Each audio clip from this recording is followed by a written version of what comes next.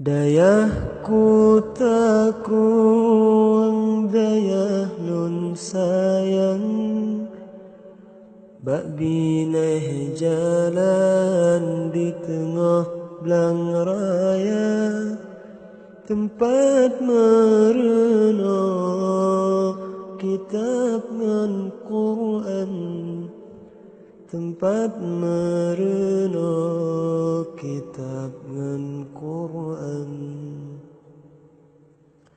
Kisah kenasib kamu hayrakan, jioh lam pandai